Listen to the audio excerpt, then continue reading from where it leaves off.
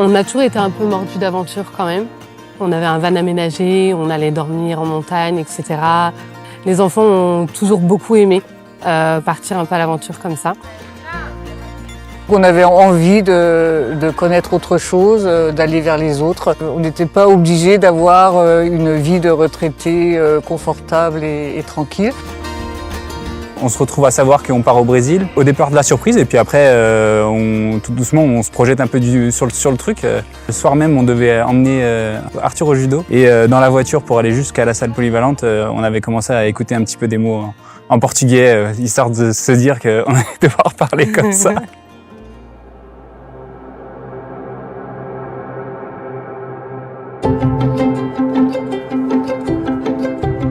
Pour bien comprendre la mission, il faut comprendre où on est.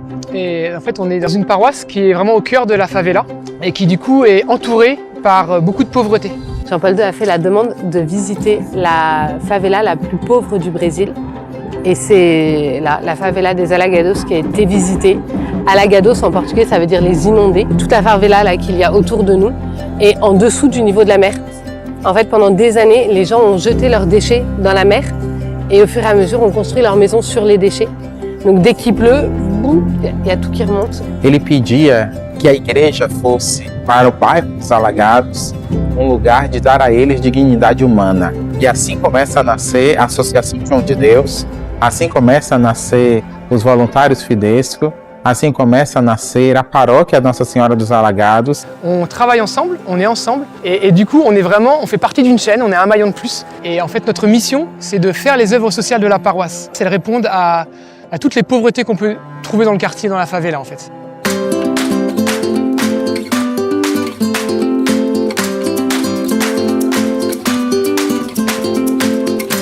Première impression, on arrive au cœur de la favela. Première fois de notre vie qu'on arrive dans une favela.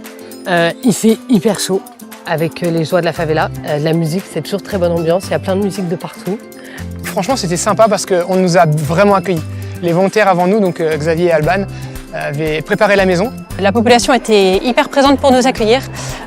Physiquement, ils sont venus, on a eu de la visite, on a été accueillis dans la paroisse, on a eu des premières invitations assez rapidement. Non, on est très heureux. Moi, je suis très heureuse d'avoir comme ça des jeunes et des enfants autour de nous. C'est vrai que ça fait famille.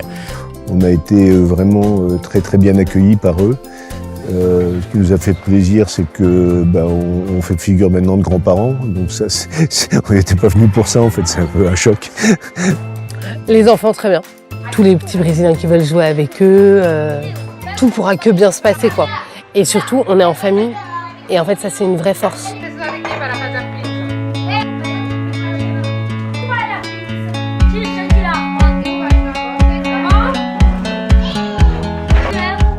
En portugais, on va dire, au bout de 2-3 semaines, on a commencé à plutôt bien comprendre. Je ne parlais pas du tout, j'observais beaucoup. Et il y a eu moi le déclic de côtoyer quotidiennement les enfants, les adolescents, où là, en fait, il faut parler, on parle, et puis finalement, ça vient tranquillement.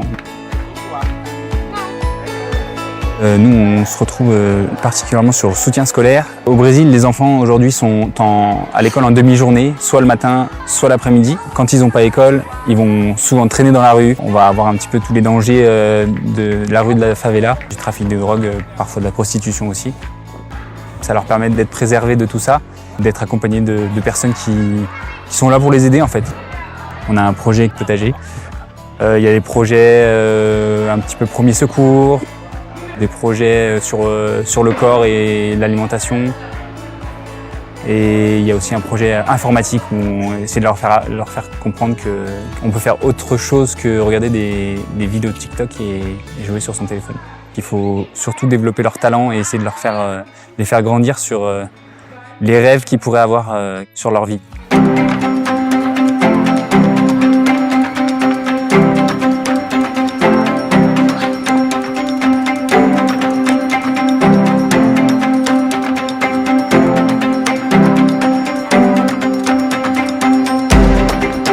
Então, temos essa experiência de vivermos aqui com os voluntários Fidesco, que vêm por 2 anos com suas famílias, a maioria das vezes. O que é que nós, como baianos, como soteropolitanos, né, aqui no Brasil, podemos colaborar com a Fidesco e colaborar com os missionários? A primeira coisa que nós fazemos é abrir o nosso coração, né?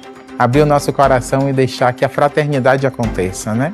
É uma troca belíssima, né? De cultura, de experiência, e me toca profundamente a disposição. Deixa seu país, a sua cultura e entra nessa cultura, e essa disposição de coração, de aprender, de conhecer as crianças, de visitar as famílias, de ajudar de forma concreta a essas crianças e a esses adolescentes.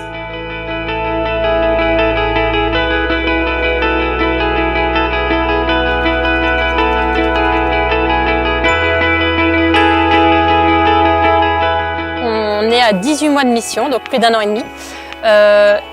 On se rend compte à quel point toute l'énergie qu'on a mise, tout le travail qu'on a fourni, il porte ses fruits maintenant. Et on ne peut pas se promener dans le quartier sans avoir un embrasso, un sourire, une invitation à rentrer dans une maison. Voilà, on a des conversations plus en profondeur, on maîtrise un peu mieux la langue. Les personnes nous ont appris à nous connaître, on a appris à les connaître, on s'est vraiment inculturé. Et du coup, on vit avec toutes les saveurs la mission, juste en visitant les gens, juste en les croisant dans la rue. La joie de la mission, c'est ça, c'est d'être chez nous ici et d'être accueillis comme un frère dans cette favela.